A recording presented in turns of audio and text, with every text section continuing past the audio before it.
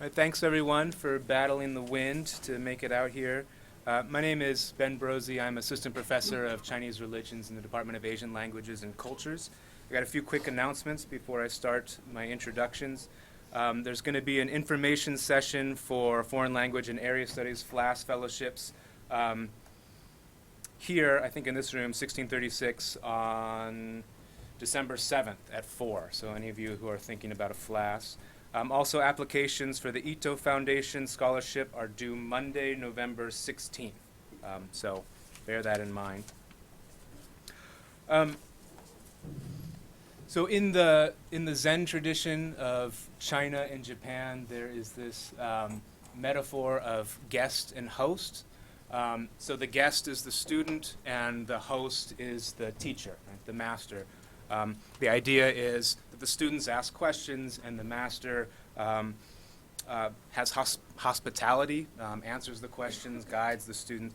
But in the ideal, at very advanced stages of practice, is for those roles to be able to be reversed. So the student becomes the host, and the master becomes the guest. So for many, many years, I was the guest of our speaker today, Bernard Faure, when he was the chaired professor of Chinese religions at Stanford University. So it's wonderful for me to be able to introduce him. I'm pretty sure I'm never going to be able to do that switch with him, but this is one chance I get to play host, right? And he gets to be guest, so I get to introduce him. Since his time at Stanford, he's gone on to Columbia University, where he holds a chair in Japanese religion. So it gives you already a sense of his range. He's a specialist and a leader in the fields of both Chinese and Japanese religion. He's also the director of the Columbia Center for Japanese Religion, as well as the Center for Buddhism and East Asian Religions. He has published to date 19 books. 2 of which have just come out from the University of Hawaii Press, the Fluid Pantheon, Gods of Medieval Japan, Part 1, and Protectors and Predators, Gods of Medieval Japan, Part 2. There's a Part 3, there's a Part 4 that will be coming out in the near future. So I think it's safe to say that Professor Faure has revolutionized the field of Buddhist studies multiple different times. So it's a great honor to have him here to hear a little bit more about the work he has going in progress. So I'm not going to take up any more time. Please join me in welcoming Professor Bernard Faure. Thank you. Let me try to get this working first. You hear me? All right. I guess the Chan Zen metaphor of guest and host. I mean, usually the host slaps his students. I never did that, right? And I don't expect you to do that now. So maybe also I should correct some of the things you say. I mean, qualify some of them, right? The 2 centers you mentioned are actually just one and the same. I just changed the name in order to get funding. We have to do those things. And the books, the same thing with the books. I mean, it looks impressive like that. Actually, some of them I wrote in French, and I mean, they were partly translated into English. So I guess that doesn't really quite qualify as 2 books when you just. But anyway, thanks. All right. Thank you for coming. It's a pleasure to be here on this, cold weather. New York was much warmer yesterday, so I didn't. As I was telling Ben, I like so much imagination. I can never imagine it's going to be colder anywhere else in another place. So I have to deal with this now. All right. So this is part of the work Ben just mentioned. To this part of what I'm going to present today is some part of one chapter in the volume 3, which deals essentially with demonology, Japanese Buddhist demons. In an attempt to kind of revise or rethink Japanese religion, the way it's been done. There's been a number of problems that we could, I don't have much time to address today, but at least I would just like to mention them. When I started working on this, it was started from the realization that basically there was very little in our field about gods. Maybe it's kind of lingering Durkheimian influence on our field. The sociologist Durkheim famously, when in his work, on his classical work on the elementary forms of religious life, claim as a reaction to Christian theology that basically you could study religion without paying much attention to the gods. And then there's this idea that Buddhism, of course, is not quite a religion. Anyway, there are no gods, or gods don't really matter in Buddhism, right? So, and on the Japan side, Shinto, which is of course the way of the gods of kami, after the Second World War, had such a bad press that some young scholars were not exactly eager to get into that field. So for whatever reason, anyway, there is very little about gods, and yet I would think that they are really what most religious people are, mainly concerned with. So it started with this notion here. Now, again, in Japan, we deal with Japan, we have a lot of dualistic models, right? There's this, of course, first this notion that you have these two kind of monolithic traditions named Buddhism and Shinto, right? And then even if you qualify that a little bit, you still are talking, and most scholars today are still talking about Buddhas and kami, right? Kami, the Japanese gods, as kind of clear entities. And then you have this model, which was a kind of ideological model creaed by Buddhist priests in order to take over, literally, the religious landscape of Japan, is claiming the so-called Honji Suijaku theory, right? According to which the kami, the local Japanese gods, were just traces, Suijaku, of original Buddhas, Indian Buddhas, right? So that the two Buddhas and kami, in other words, right, Japanese gods were simply Japanese manifestation, local manifestation of Buddhist deities, and therefore there was no problem, right? No antagonism between Buddhism and Japanese religion. The problem, of course, has been useful, but it has overgrown its usefulness, I think, and now it's become more a problem. It really hides much of what's actually going on in Japanese religion.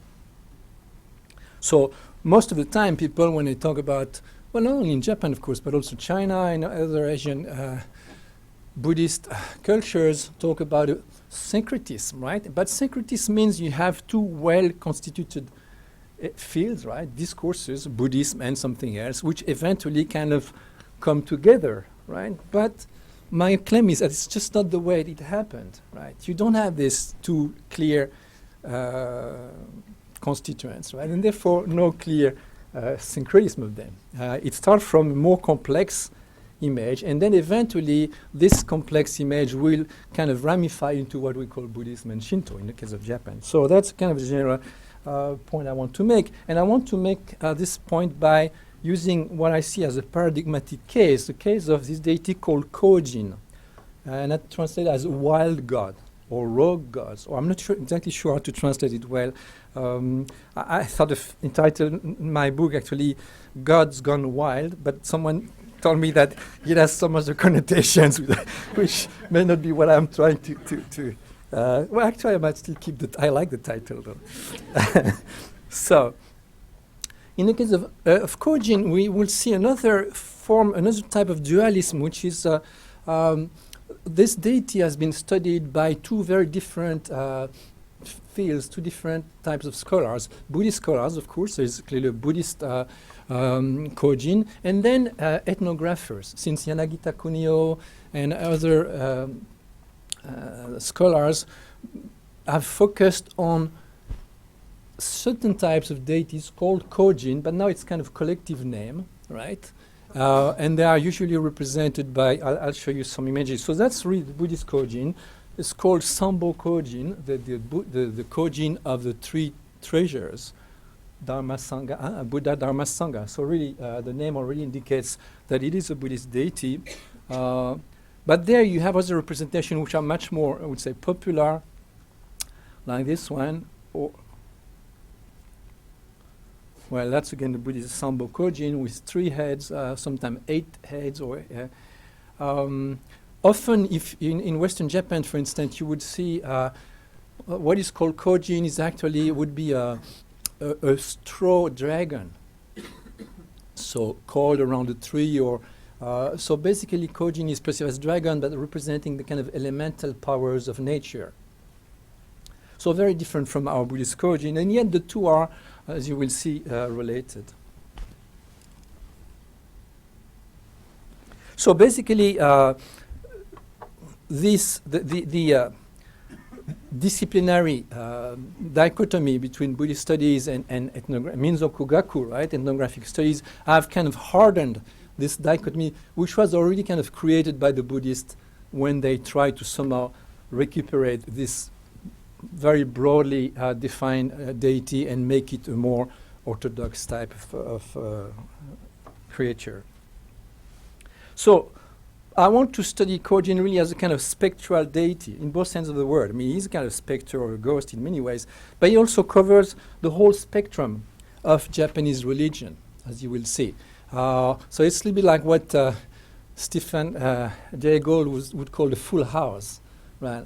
Really giving you deity, which is not, you cannot say it's a Buddha or a kami, it's both or neither. You will see, under the name Kojin, we have many, many different things, but they are yet at the same time all the same. So basically, at the crossroad of the Japanese religion, and we have this notion of Kojin, which brings together then a very ancient Japanese notion predating Buddhism. In the early text of Japanese so-called Shinto, the Kojiki, Nihonshoki, you have talk about these demonic types of demonic creatures, entities called Araburu Kami. And Araburu Kami is a Japanese reading for what is in Sino-Japanese is going to be read as Kojin. So wild kami, wild gods, right? They don't have much of a moral value here. They have a lot of hubris. They are dangerous because of that power. So I realize that I did two drafts of this, and one is contradicting the other. So give me a minute to try to. This was done late last night, so you can. So I will therefore here focus on the Buddhist Kojin, but let me just say a few words on the other kind of ethnographic, if you like, Kojin. So Araburu Kami, and let's read the Kami. Of course, we kind of understand. Well, although the word Kami is famously hard to define, but basically let's just call it spirit or God for the time being. And Ara, we find the same word in, for example, in Shinto. We're told that the kami have two souls. Let's call them souls. Right? Again, Aramitama and Nigimitama. And Ara is the rough soul, right? It's violent. And it needs to be somehow tamed, domesticated, or channeled, right, through ritual in order to become Nigimitama, benign soul, right? But basically, even the most positive deities like the sun goddess Amaterasu, for instance, right, the ancestral deity of the imperial house, has also a dark side, Aramitama, right, in which she looks pretty much like Yama, King Yama, the king of hell in Buddhism. So all these gods have this somehow ambivalent nature, and the Japanese, the Buddhist esoteric Buddhism, as it came to Japan, had a notion that felt that fitted very well with this kind of ambivalence. The notion that somehow, as you know, if you have some of you are interested in, or if you have seen any tantric mandalas, you have all these wrathful deities, right? The notion that somehow, and they are Buddhas. Huh? One of my colleagues, art historians, wrote about wrathful compassion, right? The Buddha, in order to tame, in order to convert the people who are really so dumb, right? They cannot listen to a smiling Buddha like we do Americans, right? There are more fierce people, they need fierce deities, so the Buddha appears, manifests himself as a fierce deity, right? So that notion of wrathful deity somehow fits very well with the kind of Japanese notion of Aramitama. But the word Ara has also additional meanings. On the one hand, it means, it refers to uncultivated land, something that's still really wild in a sense, that has not been cleared yet. and it refers to a fearsome, wholesome, ambiguous power, a power that is marginalized, but at the same time recognized as the power of margins. On the other hand, it is also related to the semantic paradigm ari, or again ara, right? Which means to be, to exist. Hence, that's kind of further meaning of real presence. So ara seems related to a potential of being, kind of Heideggerian reading here, but anyway, marking the transcendence of the wilderness, mountain or forest in relation to town or village, or of nature in relation to culture, right? Somehow the manifestation, and of course in Japanese, to manifest itself, arawareru, right? There is something wild and violent in this manifestation. So generally, this kind of ethnographic Kojin is perceived as a fire deity, or actually as a stove god, worshipped inside a house and protecting it against fires. But there's a major distinction between the inner and outer Kojin, a kind of contradiction in terms, since Kojin indeed represent a power that, by definition, resists domestication, and rather it affirms the presence of the wild inside the domestic sphere, domestic Kojin, right? And then the outdoor Kojin dwelling in forest and woods. So as I say, in Western Japan, people fabricate a straw dragon or snake, which they take through the fields. One of the goals of the ritual, still performed widely today, is to obtain an oracle from the god. Kojin in this part is an agricultural deity, a snake deity, or the deified form of the man who first cleared the land. He's also a kind of a figure of the earth deity or earth deities, worshipped in Onmyodo, in the way of yin and yang, and in tradition of the blind monks, low-level religious specialists playing with biwa or other musical instruments. So that's briefly about the ethnographic Kojin. There would be much more, of course, to be said, but I move on to the Buddhist Kojin, Sambo Kojin. So, yeah, well, that's kind of the kind of image you find today on popular talismans, ofuda. And that's another one of these talismans, a little bit older. Well, actually, no, it was like a sketch for painting. We are told that Kojin is usually represented as on the three main forms, as a demon like that, wrathful looking, with 3 heads or more, holding a number of Buddhist implements in his hands, or as a benign form called Nyorai Kojin, Kojin the Tathagata, Kojin as Buddha. Tathagata is another word for Buddha, right? So that's already interesting. You can move right away from a Buddha, from a demon to a Buddha. And there is a third form named Kojima Kojin, after the name of a temple, Kojima Dera. And there's a vision that one priest of this temple, a man named Shinko, living in the 10th century, had this vision of this god and represented it this way.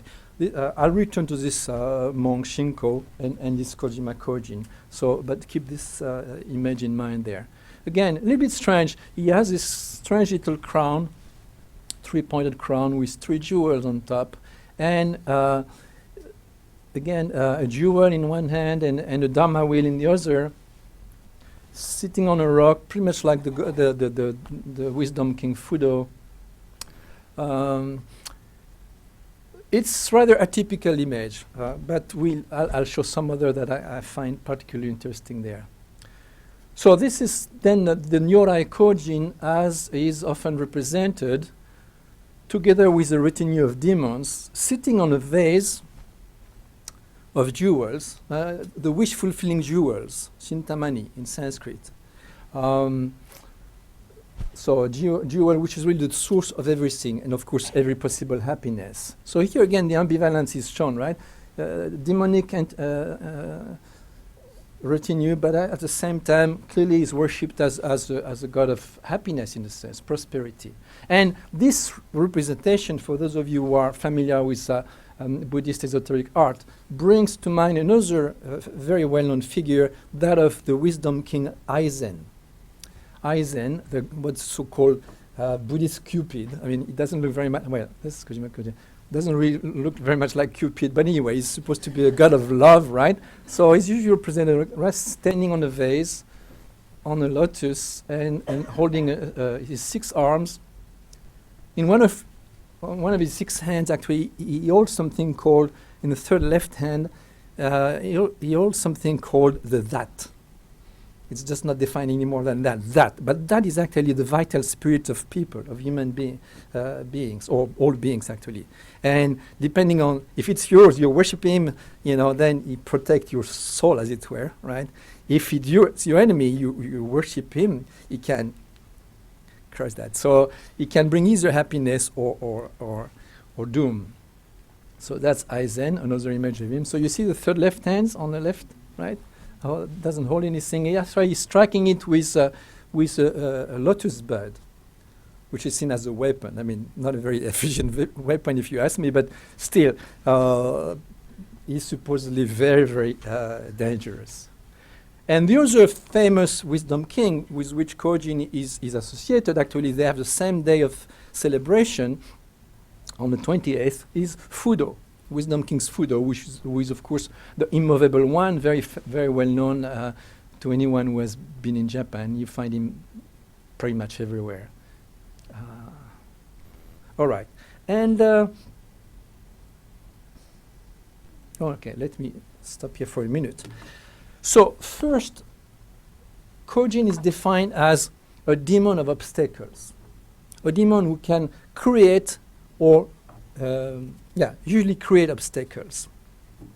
In that sense, obstacles for people, for people's practice. If you are a monk in particular, practitioner, you want to reach enlightenment. Well, you are going to encounter this guy, and he's going to blackmail you, right? He's going to say, "You better worship me or else," right? In that sense, he plays the same role as the arch-villain of the Buddhist legend, namely Mara. Right, the demon king Mara, who of course tried to prevent the Buddha from obtaining awakening. And often, in some cases, we have a clear identification of Kojin with Mara. But more often, Kojin is associated with another demon of obstacles,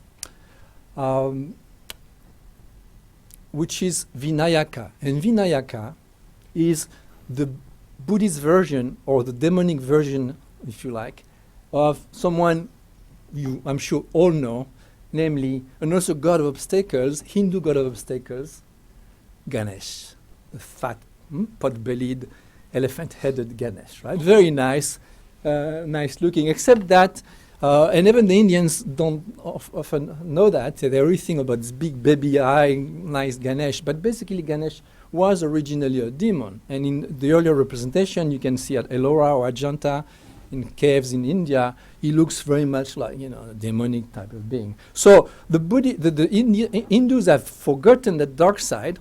Actually, recently one of my colleagues wrote something a bit negative about Ganesh and got these death threats on email, right? Because you don't say that about our Lord Ganesh, right? But the Japanese have remembered better, the Buddhists, in particular the Japanese Buddhists, have remembered better that aspect of Ganesh, right? The Lord of Obstacles. And so in Japan, he remained Vinayaka, the demon of obstacles. Now, the reference myth here, or legend, I'll just mention, is the following. In order to spread the Dharma, one of the Buddha's foremost disciples, the Arhat Shariputra, wants to build a temple at the Jetavana, in the Jetavana Park, and to fabricate Buddhist images. However, his efforts are thwarted by time and again by all kinds of catastrophes, storm, fire, earthquake, and his images are destroyed in the midst of the night. So as the poor Shariputra, perplexed, wonder what this is all about, and he starts meditating to try to find the cause of this ill luck. Then a monstrous being appears with 8 faces, usually very, very tall, very high, the kind of image we've seen in the first image I showed you. And he claims to be the raging god of the 3 jewels, Sambo Kojin. And he says his other name is Vinayaka, so the elephant-headed Vinayaka. And he also claimed, this is an interesting claim, he claims to be the elder brother of the Buddha. Now, that's the only reference to an elder brother of the Buddha I've ever encountered in the whole Buddhist legend, you know. But here, of course, elder Buddha meaning that he comes before the Buddha, is more primordial, and therefore he needs to be worshipped as such. And it's what he says, you know, you didn't worship me, and therefore I destroy everything you do. I will continue to do this unless you pay me due respect.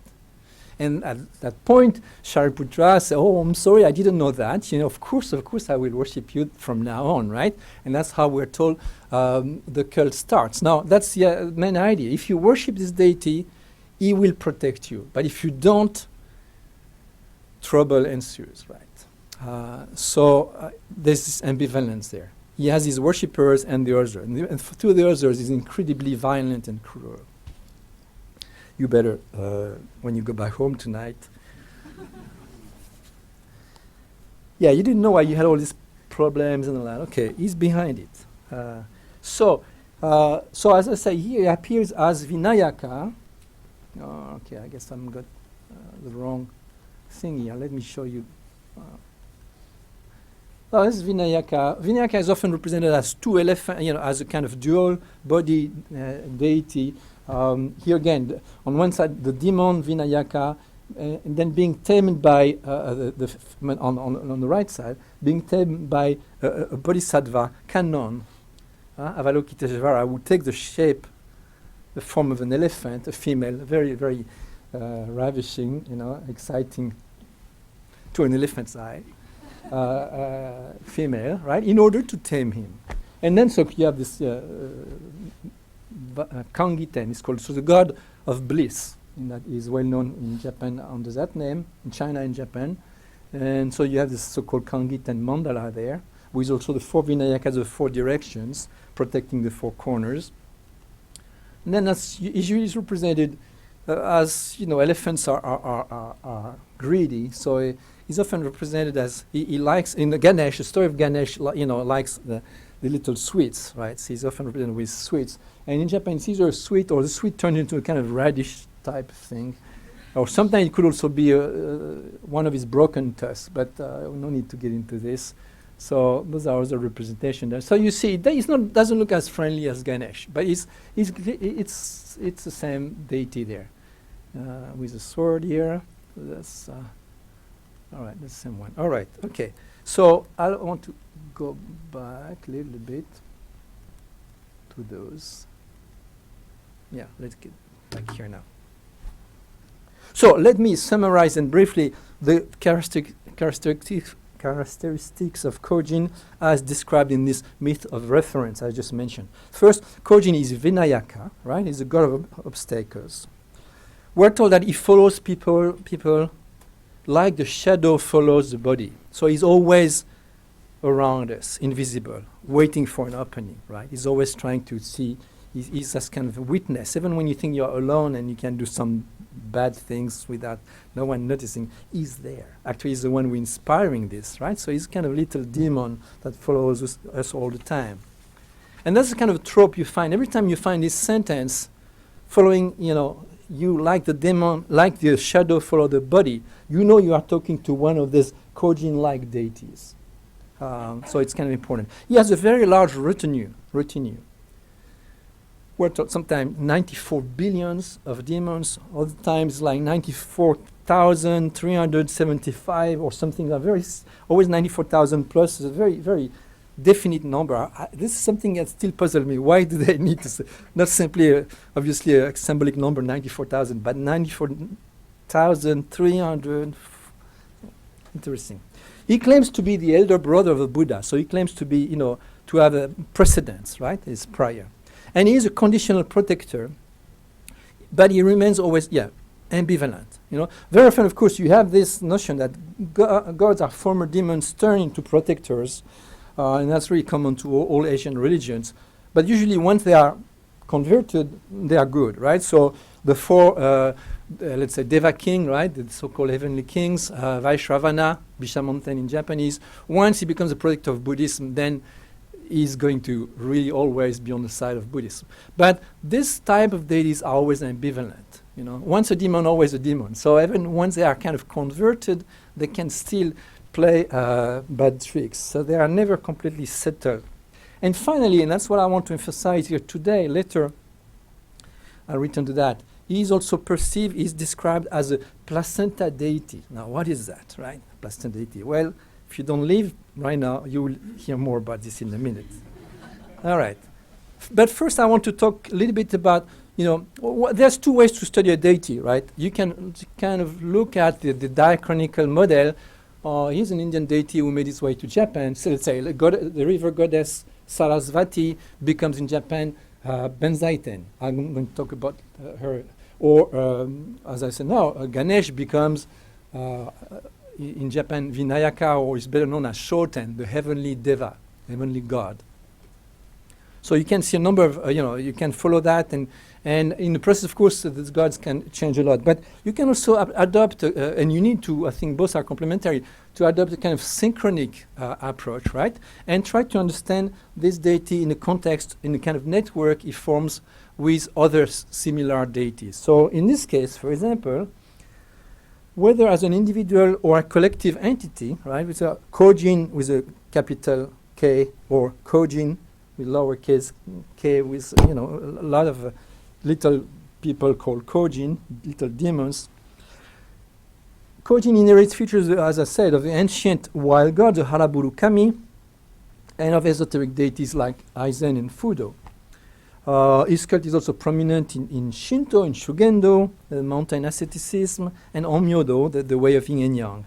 So his network is extremely complex, and of course I cannot do justice to it here. But let me mention, apart from Aizen and Fudo and Vinayaka, I mentioned 2 or 3 more.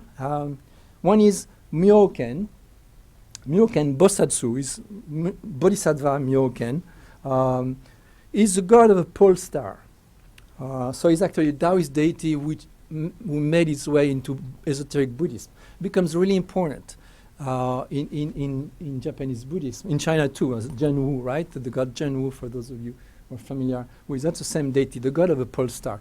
Because the pole star is the center of the sky, right? And his name, Myoken, means penetrating or wondrous vision. He sees everything. So he's the god who somehow gives you this lot of the span of life you might have got at birth, right? And we can also take it away, right? Take some part of it if you don't behave properly. So he's kind of master of destiny, as it were, right? He's the kind of star that watches over you. And here is represented as a dragon. A dragon is usually surrounded by these animals, sun and moons around him. You only see 5 or 6 of moons here, but sometimes it's the sun and the moon. Anyway, cosmic deity, very, very important in as I say, in esoteric Buddhism. That's either one of his attendants or another image of him with snake raising above his head, right? Like Medusa. And you see he has in his hands a sheet of paper or scroll and a brush, and that's also recording all the good and evil acts you perform, and depending on that, again, your destiny is going to be affected. So he's a god, again, a god of destiny. Another representation of him is as a youth, and riding either a dragon or in this case here, a tortoise. Very common representation, and so he's also a god of water in a sense, and becomes an agricultural deity, particularly in Western Japan, places like Kyushu. Anyway, I don't have too much time to get into this. Another one is Benzaiten, I just mentioned, Sarasvati, river goddess in India, but in China and Japan she becomes associated with the Naga, the snake deities, and the dragons, and in Japan she assumed this kind of warrior form. She has these weapons, and you can see it here. Oh, yeah, there's some.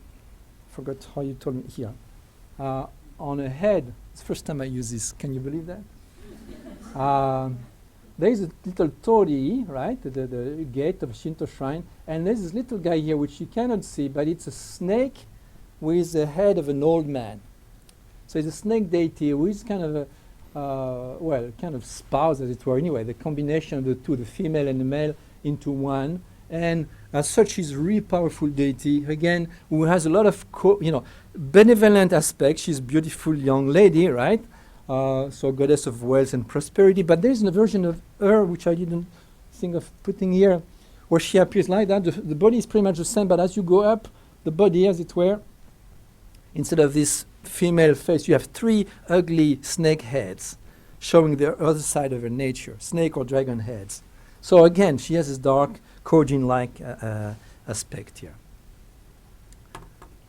All right, so I say we have here a process in which Kojin, this deity, is either diachronically evolving from a demon to a relatively benevolent god, and a more like kind of a cosmic deity at times. Cosmic god, leader of a demonic legion of 40,000 billion people. That's a lot of people, right? It's how many times Michigan University would that be, right? Anyway, it's a large number of people, as you can see. So, or you could see that synchronically that these are all the demonic and the Buddhist or Buddha-like aspect of his nature are the two sides of an ambivalent deity.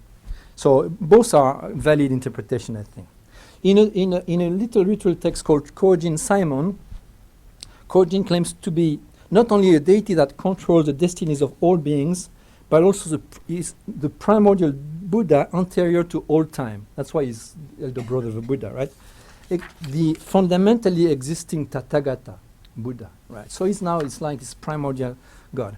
Likewise, in another ritual text of the same kind, we're told that Kojin, with his red body and his 8 faces and arms and his 9 billion followers, is actually identical with the Buddha Vairochana, the cosmic Buddha, Dainichi in Japan, right? The Sun Buddha. In yet another origin story of Kojin Engi, dated to the 1315, Kojin is said to be a primordial deity present at the creation of the world. It is that anteriority, therefore, that makes him the elder brother of Buddha. He manifests himself in the 4 seas, that is, throughout the world, and more specifically in the 3 kingdoms, namely India, China, and Japan. In Japan, he appears in particular to the founder of Shugendo, the mountain asceticism known as Shugendo, a man called En-no Gyoja, En the practitioner, right? Very famous. So this legend is also quite important. Finally, as we move on, you have more and more in esoteric Buddhism, Shingon, but also in particular Tendai Buddhism, a lot of allegoric interpretations.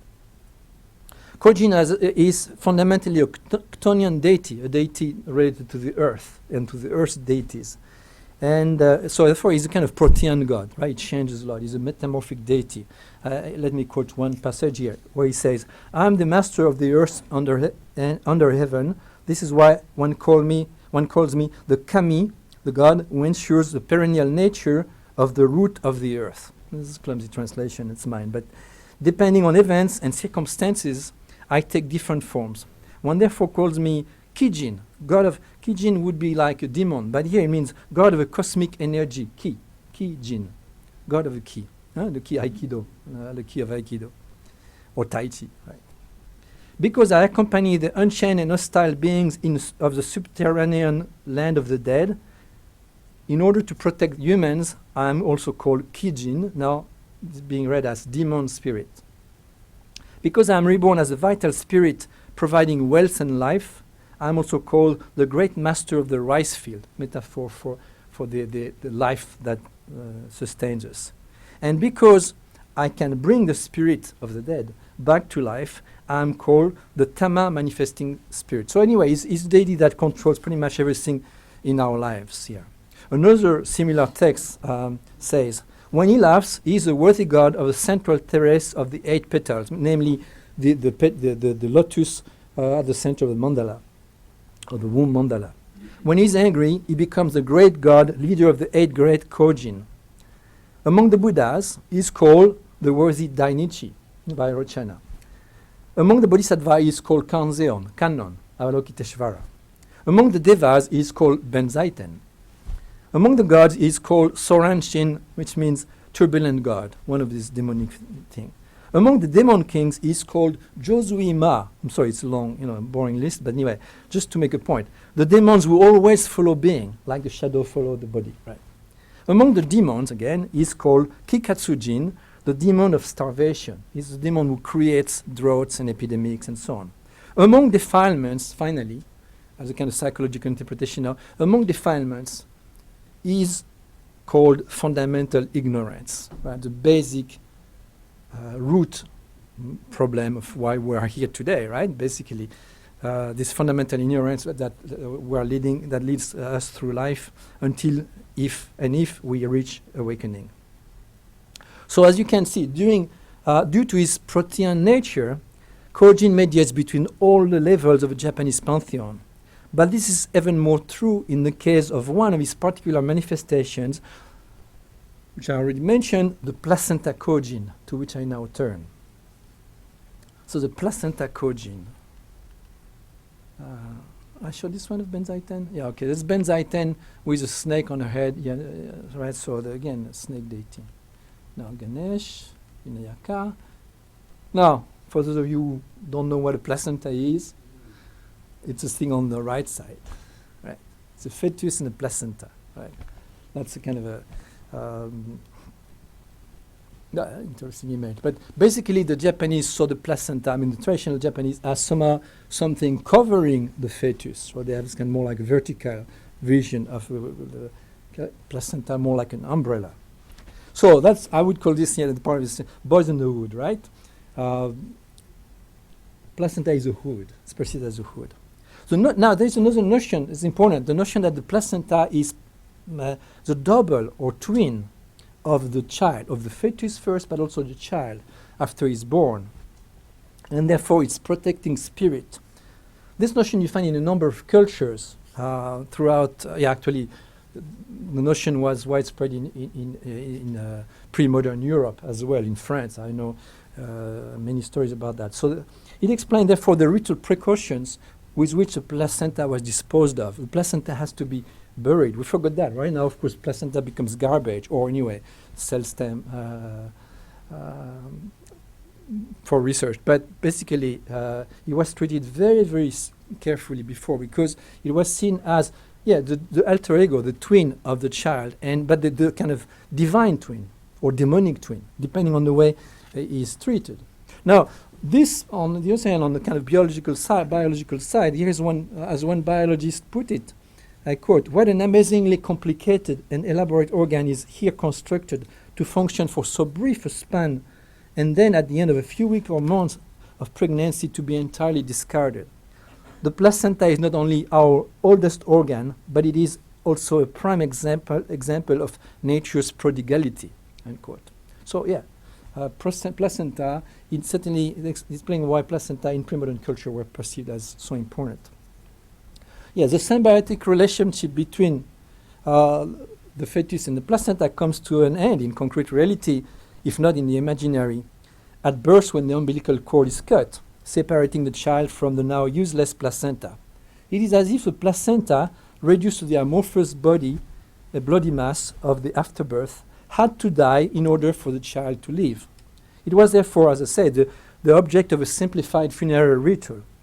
At the same time, it was believed to continue beyond the grave, from the beyond, to protect the child with whom it maintained intimate ties.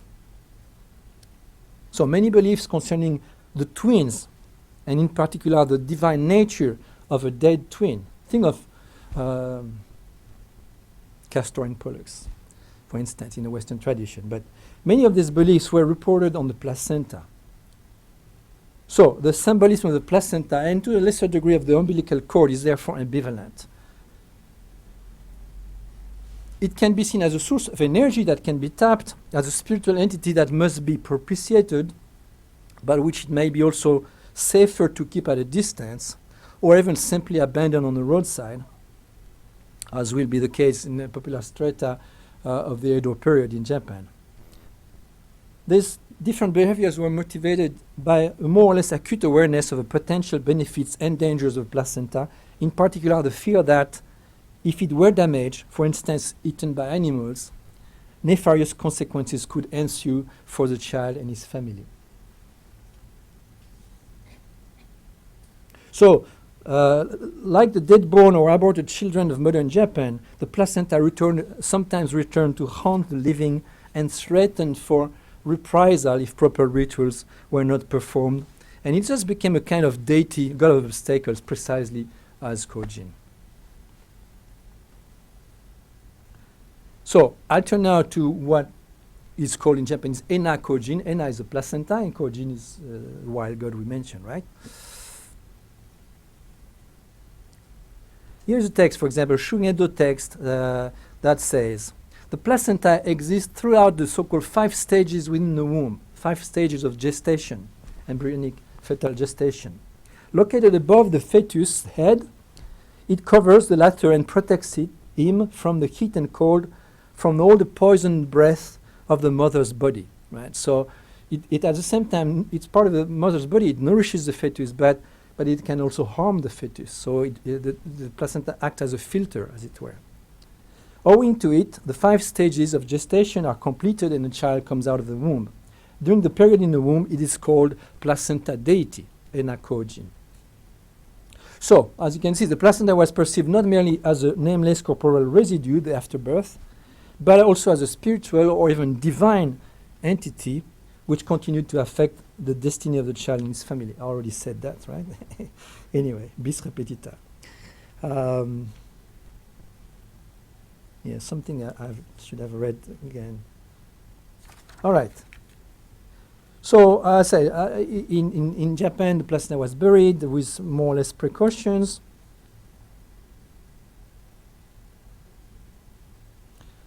And for exactly the same reason that the placenta god came to be seen as a Janus-faced deity, ambivalent deity, which can cause obstacles as well as eliminate them and bring either misfortune or happiness. It was, for instance, compared to the monastic robe of the monks, kesa in Japanese. Kesa, actually, there's another word used in this context, means kasa, the hood, right, or the umbrella, and it's clearly a link there. In its description of that robe, another Shugendo text states that it is Kojin, and Kojin is the placenta. When you die, it becomes, when one dies, it becomes so-called heavenly canopy, tengai in Japanese. So, above rituals, Buddhist ritual, you have a canopy usually, right? And that's called tengai, and it's perceived as a kind of symbol of the placenta. And it's protecting deity. So, I could go on and on here. Many sources just say that the placenta is actually the placenta deity. In other words, this deity is a deification of the placenta. Or one could conversely say that the placenta is the embodiment of the god. This placenta deity is a mysterious power that watches over the gestation process and protects it from malevolent forces, although it can itself become one of them if not, when not properly treated. So we have a strange case of a deity in utero, as it were, right, within the womb. That's the only case I know of that. This doesn't really develop outside of. It's found the placenta is seen as a really important object of worship or care throughout cultures, but only in Japan, I think, did it really develop into so-called placenta deity. And probably it has to do with Buddhism. Embryology was particularly important in esoteric Buddhism and in Shugendo, as I just mentioned, and so was the cult of Kojin as god of a placenta. Let me quote just another Shugendo text. Here again, when it dwells on the top of the fetus head, I already quote that. No, it's a little bit more developed. It's called placenta deity. When the child comes out of the womb, the god is called Ubugami, the birth god. When it dwells in the cemetery near the so-called Po and Shun spirit, the two spirits, the two souls forming the individual, it's called, strange name which I don't know how to explain, Tatemashigami. When one worships it, all good things arrive quickly. When one turns one's back to it, all evil things arise suddenly. You should know that the wondrous essence of Kojin never leaves beings, even for a single moment. All right. here's, for example, a case near Suwa of the way the placenta is worshipped today. This is a shrine which is dedicated to a deity called Shizume, which probably is Kojin. And you have fans. The fan is a symbolism of the placenta because it covers again, right? It opens and covers. This is not a real placenta below it, of course. It's just some kind of, what's the word in English? Wata, cotton. But it is said to represent, to look like a placenta. You see, so you have prayers made and all that. So, and then also you have another aspect of placenta is the so-called enazuka, placenta mound, placenta tumulus. And those are, for example, this is in Nezu Park in Tokyo. There is this enazuka placenta tumulus of one emperor, I forgot which one. You find many of those emperors' placenta. So the placenta of the emperor was buried and an object of worship. So you see this is under the stones here, supposedly. So now I'll turn. Let me go back to when this Kojima Kojin I mentioned before. This placenta deity, placenta Kojin, is usually not represented graphically, but I recently discovered one interesting representation, which is associated to this Kojima Kojin, the Kojin vision envisioned by this priest Shinto of Kojima Temple. So you can see it's represented on a rock. I already described this, right? So an interesting variant, the only one I know so far, only statue of this deity that I've ever seen, is called Yuina Kojin, and at Raigoin. And Raigoin is a sub-temple of Senryuji in Kyoto, a temple that's very closely associated with the imperial family, and all the imperial graves are there. I mean, not all of them, but many of them. And the name Yuina clearly is a reference to placenta, Ena, Yuina. You can see how really. So it's the only example of a Kojima Kojin style representation being implicitly or explicitly described as a placenta deity. The statue was not known until very recently. It's dated to the Kamakura period. Recently, the Kyoto Museum has made these photos, so which is very nice because you can, of course, zoom in and see a lot of details.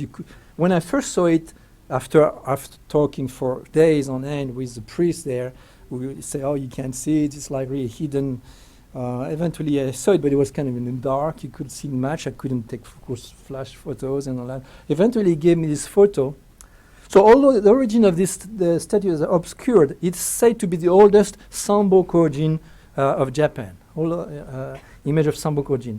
The god is dressed in a lavish Chinese robe adorned with floral motifs, and he holds the usual ritual implements in his four hands. On the wooden plate, what is really interesting when you can zoom in on the wooden plate on his belly, there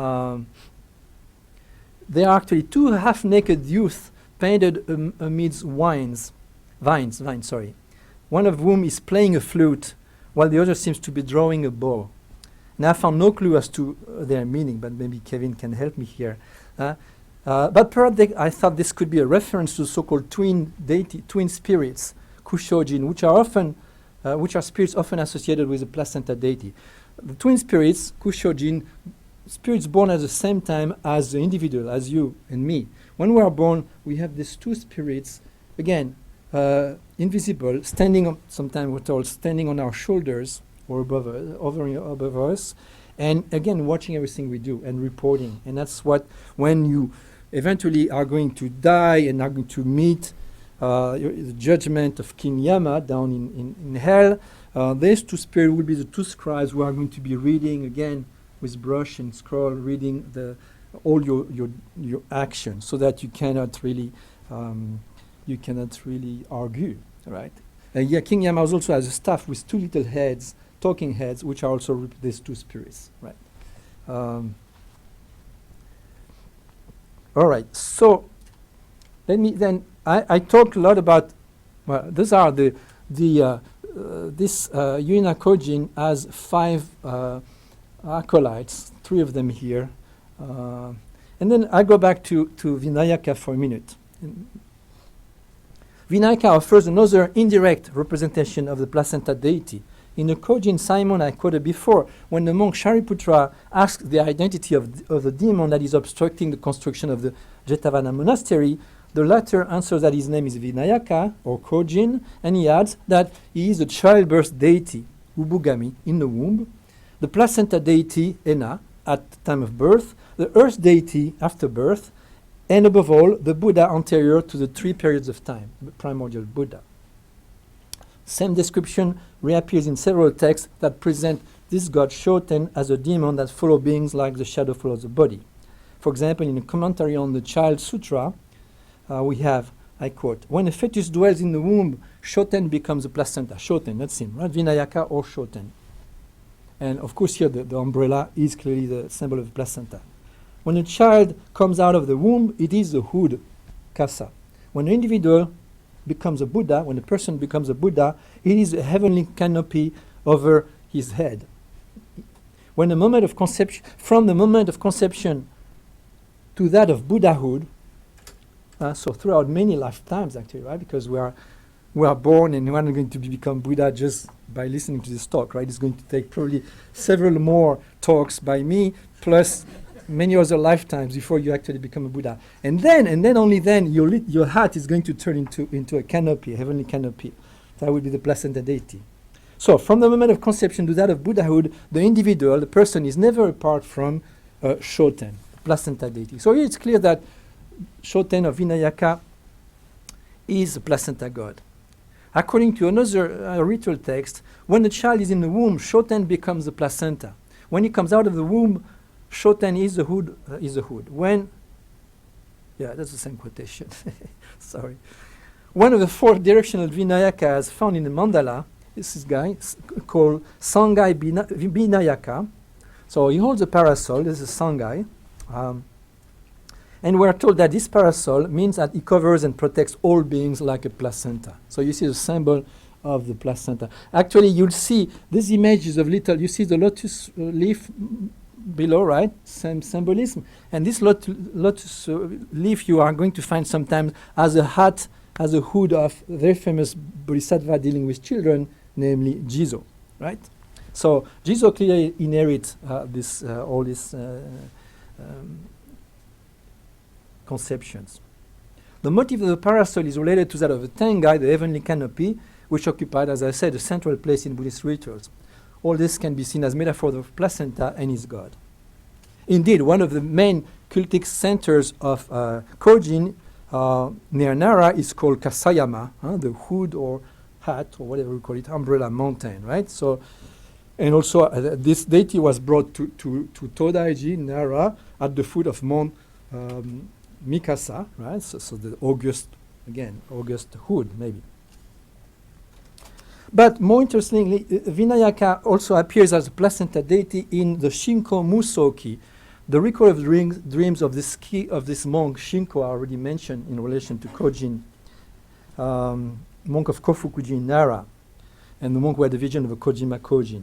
Shinko's work shows the same kind of embryological symbolism that became the characteristic of the so-called heretical teaching of the Tachikawa school, a branch of esoteric Buddhism in Japan. The text describes the union of the 2 principles, yin and yang, through the fusion of the 2 drops, red and white drops, namely female blood and male semen. That fusion results in the conception of a new being formed of the 5 elements and therefore described symbolically as a 5-degree stupa. And there is, right, the 5-wheel stupa. So you can see this is actually the fetus, represented as a Buddhist stupa, Buddhist grave marker. And around it are these 2 elephants represented by just the head and the skin, right? So these 2 Vinayakas, represented as the 2 elephant heads with only the body's skin. The skin forms a placenta covering the fetus, the stupa. These 2 Vinayakas, which correspond to the dual body Kangiten I mentioned earlier, right? The bliss deva, are also described, as you can see, as a Hun and Po spirits, right? Are the 2 spirits that make up the individual.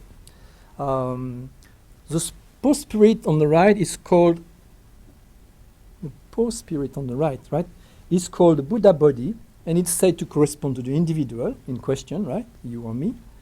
The Hun spirit on the left corresponds to the placenta, Ena. It's the word placenta here. Oh, what did I do? All right, this is the end. Sorry, my image. So Ena, placenta, right? So Po, Hun, and Po spirits, and then the Buddha body here, right? So that's the individual. So that's Buddha body is this actually, right? Covered by the protecting deity.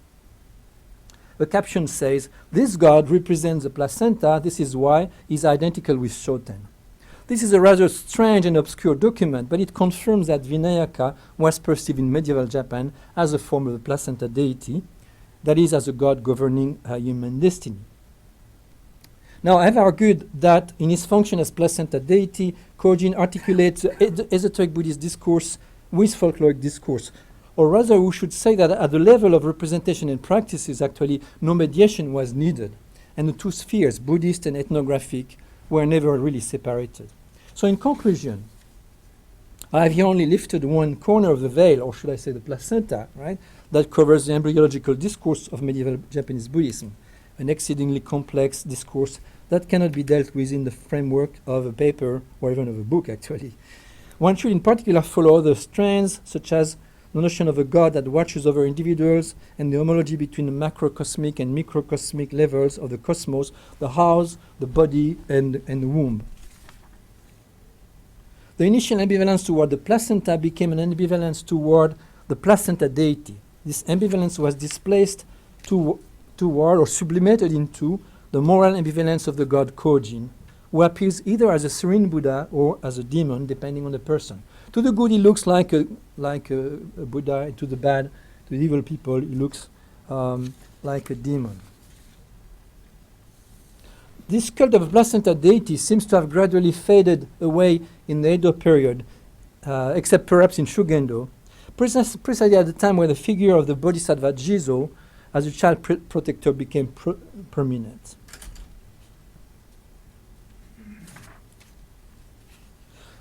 My general point here is that in his different manifestation, Kojin occupies all the spectrum of the Japanese pantheon, from the top, Buddhas, to the bottom, demons, from the most abstract to the most concrete.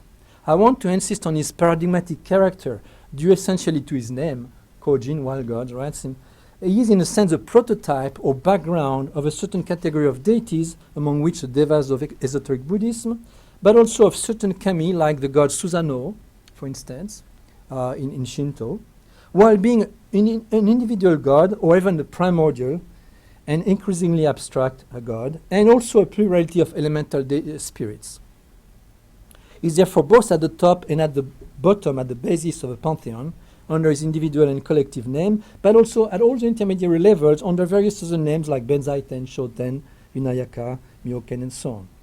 Or rather, one should say that these deities, while relatively well individualized, seem the shared Kojin nature.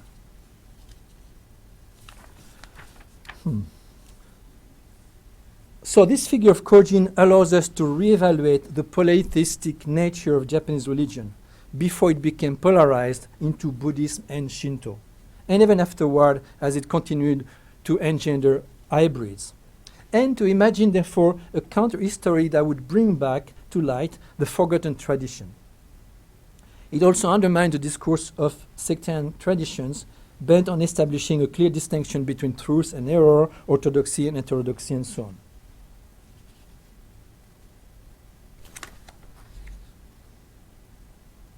All right, I think I'll just stop here. Excuse me for that. Yeah, it's a bit too long, so better cut. Thanks.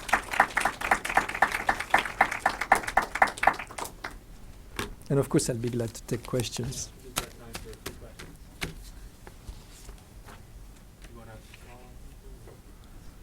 Oh, yes. Thank you, Professor. For those of us who are not Japanese, could you tell us how prevalent in the masses, the Japanese populace, are the things that you explained today, for example, about its uniqueness as the placenta god? Right, et yeah. cetera. How well known are these? They are not well known at all. Okay. There have been, there's been this thing called the Meiji Restoration, and restoration in quotation mark here, because it didn't restore anything. It just created a totally new situation in which Buddhism and Shinto, which had been for centuries, right, more than 10 centuries, developing together in symbiosis, were now overnight, right, separated abruptly, and many Buddhist temples, statues, and all that were destroyed, right? So it's kind of cultural revolution, really, right? And this imposed the idea that somehow Buddhism was a foreign religion and Shinto was the immemorial, native religion of Japan, which is a total creation. There was nothing called Shinto before, let's say, the 14th century. So, and it was actually created by Buddhist monks, right? So, but this vision has come to really obtain, right, to become the view. And of course, nowadays people, it's only what they know. So basically, the historian like me is retrieving totally forgotten memories, or images from the past. They are there in the text, waiting for anyone who wants to look at them. But most of the people are totally unaware of that. In that case, thank you so much. You're welcome, right? So basically, clearly this thing is a bit complex, and the world of Japanese deities is so incredibly rich that you can get lost in it, as I just did, right? And I still do. But the only thing I would like you to remember from that is just what I said now. That's you don't have so-called two religions of Japan. Japanese religion is much more complicated, intertwined, and and Shinto is just an ideological product that has come to become dominant, but should be treated with, when you mention the word Shinto, I cannot always put quotation marks, but basically just remember that. It's not the religion of Japan as such. Yeah. So, are these deities and gods somehow reflected in the performing arts of Japan?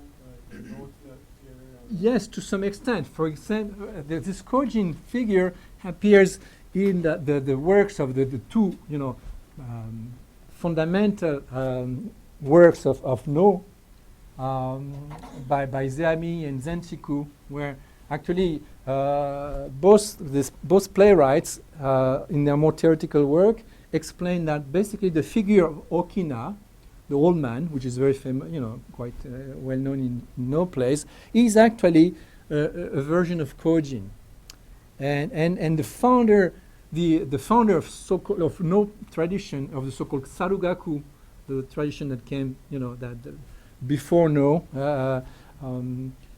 is said to have been a man named Atano Kawakatsu, who became after death turned into a big Kojin and had to be placated. So Kojin is right there, and Zenchiku in particular, but also Zeami. Zenchiku, who has been published by the Japanese Center, right? I mean, the work I'm referring to actually by what's the name? No, the scholar. Anyway, it's published here at Michigan. So thanks for that. Zenchiku clearly explained that this Kojin is a placenta deity. So that was well known at the time for even people outside of the Buddhist tradition as such, right? People Zenchiku was clearly well informed about Buddhist traditions. But anyway, that was common knowledge around the 15th century. And then with the Edo period, later on, certainly with the Meiji period, all this kind of disappeared, was erased, forcefully erased. So this kind of archaeological work, as it were, right? We're trying to retrieve. And I've not read any. Well, now there are some Japanese scholars working along the same lines, but I've not read many works by Western historians of Japanese religion. Japanese religion, the study of Japanese religion has made a lot of progress in the recent past, but it's really most about along socio-historical lines, right? The history of the monastic order, famous monks, Zen, Nichiren, Pure Land. You don't hear so much of this, but once you start looking at it, it's all over the place. So it's a good dissertation here for some of you. Yes. Thank you very much for a wonderful talk by a lot of stuff. First of all, question is, I try to understand what you say about the gods' relationship with the Shinto. I mistaken by hearing a lot of information that was really, really provocative and interesting. Are you saying that the placenta is the God? Or the placenta is a God, and then also the placenta is God like Kojin? Or are you saying that, I'm trying to understand if There's no clear answer. Yeah, yeah. God, I see why you would be confused, because it's confusing. I'm also confused. Some texts clearly say the placenta is the God is the placenta. So they really see the God as a kind of deification of a placenta, or the other way around. It's not too clear, right? But anyway, they see a clear identity between the two. Then you have another line of thought which comes from esoteric Buddhism, in which really you had the Buddhists were very interested in what happens in the womb, right? Because of the metaphor of the womb is also a metaphor of awakening and all that. And you had all these other deities from India, or Gandhara, also like Hariti, the goddess Hariti, or many of these so-called mothers who are really demons who attack the fetus, and they are therefore placated. Hariti is a good case. Hariti, or Kishimojin in Japanese, right? The mother of demons. Formerly maybe a pestilence deity in Gandhara in ancient Central Asia, who then becomes converted by the Buddha, and then becomes a protector of children. And now she's represented as kind of, Virgin Mary, with, almost like Virgin Mary, right? With a lot of children around her. And, so you have all these deities who had their independent existence, demonic existence, who then become protectors of the fetus, and therefore get also eventually assimilated or linked, at least just linked here maybe, to the placenta and the placenta deity. So I think two different strands there. One is really kind of really physical identity between the placenta and the God, the other being a series of fetus attacking demons who then are turned into gods or goddesses. Yeah, go ahead. I'm sorry.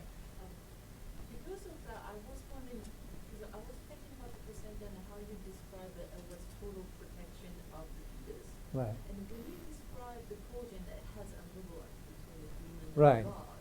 So I was wondering if, because the placenta doesn't come across as ambivalent entity, I was wondering how the demon relates to the placenta-related God. Right. Well, the ambivalence, I think, comes afterwards, right? I mean, the placenta protects the fetus until birth, and then it's discarded. And so the treatment of the placenta then creates the ambivalence. People are, at the same time, they realize, I mean, even today, right? Placenta, right? We used to eat those things, right? That's the word placenta means, right? It's like big cake, right? Because we needed proteins. Now we don't need proteins anymore. Like so badly, right? But animals still do that, right? So placenta had this aspect. It's really benefic. It brings all these proteins, whatever. I mean, it protects the child, and yet it's disgusting, right? I mean, you have to be really hungry, right? Sorry, it's lunchtime, right? So there was the ambivalence, right? Which then I think was transformed into a kind of spiritual ambivalence. You can, depending on you treat it well or not well, it becomes harmful or benefic. So that's after the fact, after birth. It's called actually after birth, atomono, right? The after birth. So that's really where the ambivalence comes from. But during the gestation process, it's only positive. We have time for one last short question. Everyone's getting hungry, I can tell. Two questions. No, I'll defer to my seniors here. No, it's even more inappropriate for right before lunch. So That's okay. I just needed quick clarification. You mentioned red blood and white blood. Right. What semen, yeah. So, but I didn't catch what the implication of this was. In other words, I didn't really catch what you were saying about this. Well, in the text, right, the whole implication is that the conception comes from the coming together of these two fluids, as they say, right? And that's in the Tachikawa school. It's in esoteric Buddhism, very important, but the Tachikawa school in particular, and they were faulted, right? They were criticized for that, and therefore were eradicated. What was I saying about that? I don't know, that's why I was wondering how it was. It was part of. It was linked to Aragami. It was in the text. No. So the thing is, you have when you talk about embryology in the Japanese, in Buddhist context, esoteric context, you usually have a link between two different discourses. One is the medical discourse of gestation, which comes from Indian medical medicine, medical systems, which you have there. But actually, the red and white. I mean, you find this in Aristotle and others all the way. So there's that discourse, which is kind of proto-scientific, shall we say, and then there's more, ritual or mythological discourse about placenta deity. And the two usually the placenta deity is then linked to that earlier discourse. So basically, many of these texts have these two levels. First is like description of the 5 stages of gestation, kind of medical thing, and then at the 5th stage, the placenta is formed, and the placenta deity now protects. Kevin, you won't get away like that. Yeah. Oh, I know this is a bit before what you've been looking at, but in the Gakisoshi, there's that very famous birth scene, and there's this bird scene. Birth scene, and so there's a Buddhist monk outside of a hall. Looks like a relative high-ranking woman who's giving birth with a some sort of midwife, and the hungry ghost is salivating as he's sort of leaning in towards this birth. And it seems to be a successful birth, everyone's happy. And I've always understood this as he's going to eat the placenta. And I'm just thinking, what are the implications of That's that interesting, at a yeah. given moment? Yeah, that's really, it's a good question, but I have no, it seems to be the interpretation there, that somehow the hungry ghosts are feeding with the defilement, right? And therefore the placenta is clearly seen on in some way. As I said, there is probably this double take, right? The ambivalence. On one hand, it's seen as really filth, and therefore good food for hungry ghosts. On the other hand, then it's deified. And I wouldn't go into, let's say, Mary Douglas, whatever, all this discussion of pollution and sacrality, but I think probably that's kind of tension and ambivalence that you would find there. But yeah, actually, I have to look at this. We're going to have to give up this room, so thank you very much. Thank you. Yes, you've been